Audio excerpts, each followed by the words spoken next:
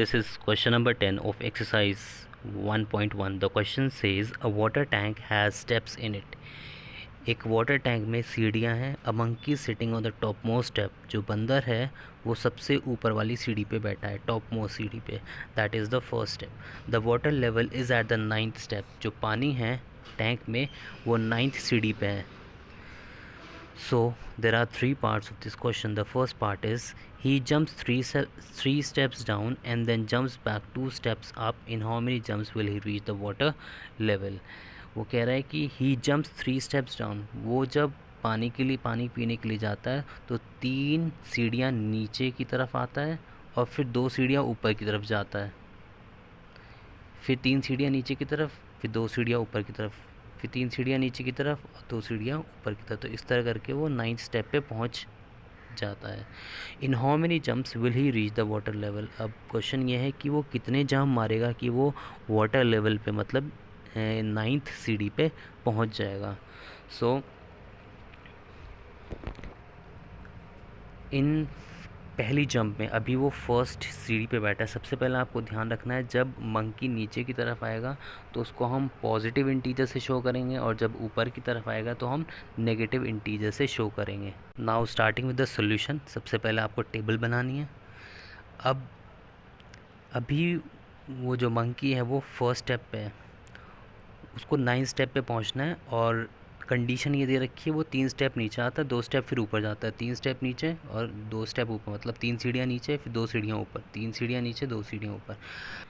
अभी बंदर जो है पहली सीढ़ी पे बैठा है तो हम रूल फॉलो करेंगे 3 सीढ़ियाँ नीचे 2 सीढ़ियाँ ऊपर.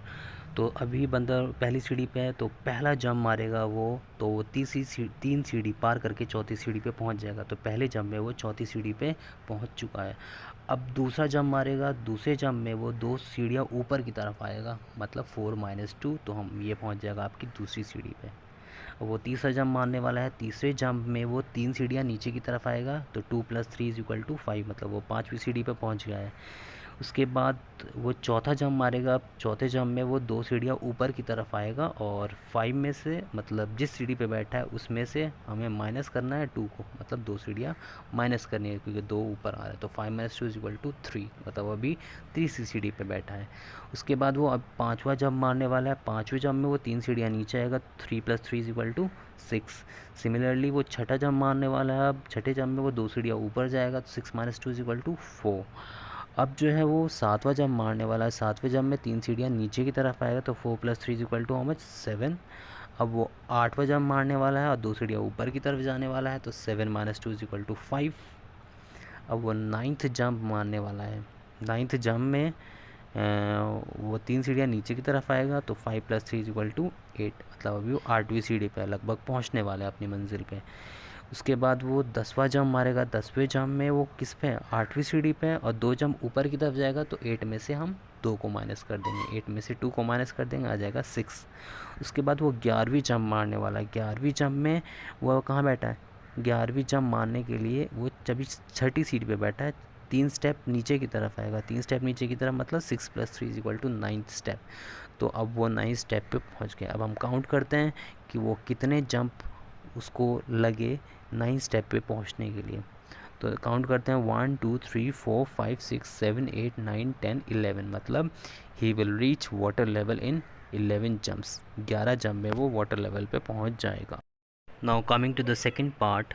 आफ्टर ड्रिंकिंग वाटर, पानी पीने के बाद he wants to go back, वो वापस जाना चाहता है. For this he jumps 4 steps up and then jumps back 2 steps down in every move.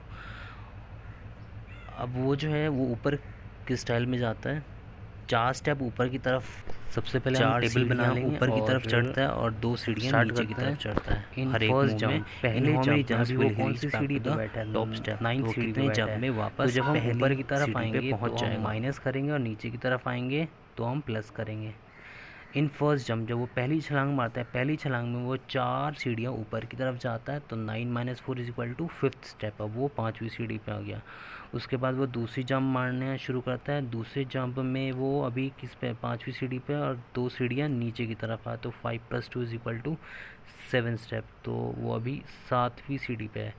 उसके बाद वो तीसरी जंप मारता है, तीसरी जंप में वो 4 स्टेप ऊपर की तरफ आता है, मतलब -4, तो 7 - 4 = 3, मतलब वो तीसरी सीढ़ी पे है। उसके बाद वो चौथी छलांग मारता है, चौथा जंप मारता है, चौथे जंप में वो 2 सीढ़ियाँ नीचे की तरफ आता है, तो 3 + 2 = 5th स्टेप, वो 5वीं सीढ़ी पे पहुंच गया है। अब जो है वो 5वीं छलांग मारता है, 5वीं छलांग में वो 4 स्टेप ऊपर की तरफ आता है और सीधा पहुंच जाता है फर्स्ट स्टेप पे, मतलब 5 - 4 = first step. So he will reach back the top step in 5 jumps. Now coming to the third part, if the number of steps moved down is represented by negative integers. अब question में वो कुछ conditions दे रहा है कि अगर monkey जो है नीचे सीढ़ियों की तरफ आता है और हम उसको नेगेटिव इंटीजर से शो करें, और यदि वो ऊपर की तरफ आता है तो उसको हम पॉजिटिव इंटीजर से शो करें। Represent his moves in part 1 and part 2 bye completing the following: -3 + 2 + this is equal to -8, and B part 4 - 2 + this is equal to 8। तो हमने जो फर्स्ट पार्ट किया और जो सेकंड पार्ट किया उसमें हमें प्रूव करना है कि इन सब का जो प्लस माइनस करके -8 आना चाहिए और प्लस माइनस करने के बाद +8 आना चाहिए। In a the sum -8 represent going down by 8 step. A part जब हम सॉल्व करेंगे तो उसमें हमें ये हमारा जो आंसर आएगा वो -8 आएगा, जो उसने ऑलरेडी प्रूव कर रखा है, लेकिन हमने प्रूव कर दिया कि -8 ही आ रहा है। तो वो बता रहे कि वो 8 स्टेप्स नीचे की तरफ आ रहा है। What will be the sum 8 in B represent. जो बी पार्ट में हम सॉल्व करके 8 लेके आएंगे, 4 - 2 + this is equal to 8 करके लेके आएंगे, उसमें 8 जो है वो किस चीज़ को रिप्रेजेंट कर रहा है ये हमें बताना। अगर हम फर्स्ट पार्ट को ए पार्ट को -8 प्रूफ करें तो कैसे करेंगे? तो उससे पहले थोड़ा सा एक्सप्लेनेशन है। पहले जब मैं 3 स्टेप नीचे गया और चौथी सीढ़ी पर पहुंच गया तो हम -3 लिखेंगे, क्योंकि वो क्वेश्चन कह रहा है कि जब वो नीचे की तरफ आएगा तो उसको माइनस से लिखना है, ना कि प्लस से, और वैसे प्लस से लिखा जाता है। फिर वह 2 स्टेप ऊपर आया और दूसरी सीढ़ी पर आ गया, इसको हम +2 लिखेंगे, उसने कंडीशन दे रखी है। फिर वो दोबारा 3 स्टेप नीचे आया और 2 स्टेप ऊपर आया। उसके बाद तो हमने, जब वो पहले जंप में 3 स्टेप नीचे आया तो हमने -3 लिखा, 2 स्टेप ऊपर आया +2 लिखा, फिर 3 स्टेप नीचे आया -3 लिखा, फिर 2 स्टेप ऊपर आया +2 लिखा, 3 स्टेप नीचे आया -3 लिखा, 2 स्टेप ऊपर आया +2 लिखा, 3 स्टेप नीचे आया -3 लिखा, 2 स्टेप ऊपर आया +2 लिखा, 3 स्टेप नीचे -3, 2 स्टेप ऊपर +2 और 3 स्टेप नीचे -3। तो हमारा आ जाएगा -3 + 2 -3 + 2 -3 + 2 -3 + 2 -3 + 2 -3। अब हम रूल फॉलो करते हुए प्लस माइनस का, इनको हम प्लस माइनस करेंगे तो -3 -3 how much, -6 -6 and -3 is equal to -9 -9 and -3 -12 and -3 -15 and -15 -3 -18। तो -18 हमने नीचे लिख दिया। +2 + 2 4 +4 + 2 6 +6 + 2 8 +8 + 2 10। तो 18 + 10, 18 प्लस माइनस माइनस 18 में से 10 गए, 8 बचेंगे, साइन लगेगा ग्रेटर नंबर का, तो हमारा आंसर हो गया -8, जो ऑलरेडी उसने प्रूव कर रखा था। तो ये था आपका ए पार्ट। तो ए पार्ट तो ये बता रहे हैं, ए पार्ट क्या बता रहे हैं, ए पार्ट बता रहे हैं कि -8 रिप्रेजेंट कर रहा है कि उसने कितने स्टेप्स ऊपर की तरफ मूव किए, मतलब 8 स्टेप ऊपर की तरफ मूव किए। अब हम सिमिलरली इसी तरह हम बी पार्ट को प्रूव करेंगे। इन सबको प्लस माइनस करने के बाद 8 आना चाहिए। अब पहले जंप में 4 स्टेप ऊपर आया तो हमने +4 लिखा, और फिर वह 2 स्टेप नीचे गया तो हमने -2 लिखा।